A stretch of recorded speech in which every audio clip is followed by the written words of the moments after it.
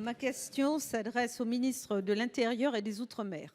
Monsieur le ministre, notre groupe est profondément préoccupé par la situation de chaos dans laquelle vit Mayotte et sur laquelle nos collègues mahorais vous alertent régulièrement. Du reste, la crise de l'eau récemment très médiatisée s'est en réalité ajoutée à l'insécurité, la pauvreté, l'insalubrité, l'immigration galopante, une crise économique et sociale profonde aux difficultés liées aux infrastructures sous-dimensionnées.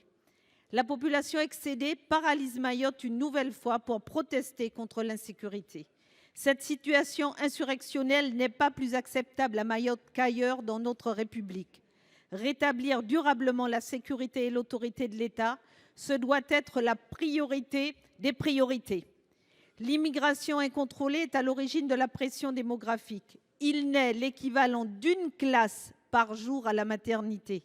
Il faut durcir les règles d'immigration et d'acquisition de la nationalité en vigueur à Mayotte, certes, et tarir la source de sa principale difficulté. Mais on ne peut plus se contenter de mesures d'urgence qui permettent en effet d'apaiser un temps les tensions. On voit bien que l'île a besoin d'une vision pour adapter efficacement et structurellement l'action de l'État et des collectivités locales à sa réalité. Et que sans moyens, l'État ne peut pas s'appliquer efficacement. Un projet de loi pour un développement accéléré de Mayotte avait été annoncé en 2021. Nous sommes en 2024 et le désespoir s'empare de la population. Aussi, eu égard au caractère multidimensionnel de la crise, monsieur le ministre, êtes-vous en mesure de nous annoncer un plan ou une loi de programmation pour Mayotte? Pour vous répondre, la parole est au ministre de l'Intérieur et des Outre-mer, monsieur Darmanin. Monsieur le président du Sénat, mesdames et messieurs les sénateurs, madame la sénatrice, vous avez parfaitement raison. Mayotte connaît des difficultés très importantes du fait de l'immigration, du fait de la sécurité, du fait des questions économiques et sociales, mais aussi des transports et des infrastructures, dans des conditions évidemment d'égalité avec le territoire depuis que le président Chirac, je voudrais vous le rappeler, a décidé de faire Mayotte un département. Et il nous appartient désormais de pouvoir tenir l'engagement du président de la République, Jacques Chirac, dans des conditions évidemment très difficiles. Mais vous connaissez mon engagement profond pour Mayotte et pour aider l'archipel à pouvoir mieux vivre. Mieux vivre d'abord contre l'immigration irrégulière.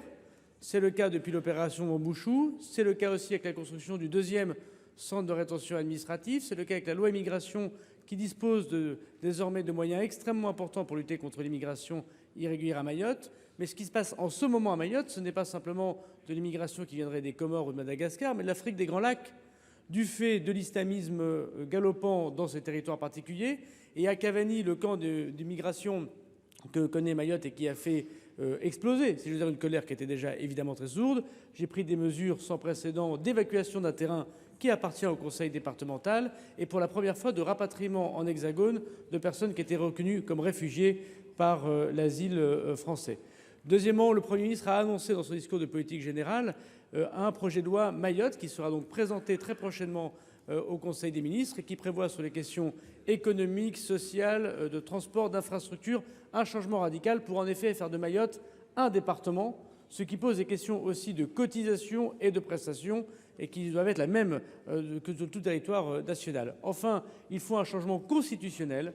Nous ne réglerons pas les questions migratoires à Mayotte s'il n'y a pas un changement radical de la Constitution qui s'applique à Mayotte sur le droit du sol et le droit du sang. Le président de la République en a ouvert l'augure. Je propose d'y travailler ensemble avec le Sénat. Madame Jacques. Mayotte, comme l'ensemble des Outre-mer, a besoin d'un projet ambitieux, car la situation est aussi le résultat d'une gestion par à-coups et à trop court terme. Je suis persuadée que l'on paie plus cher à long terme et à tout point de vue ce que l'on repousse d'année en année. À Mayotte, le gouvernement doit donc s'attaquer aux causes profondes, au premier rang desquelles l'immigration. Merci.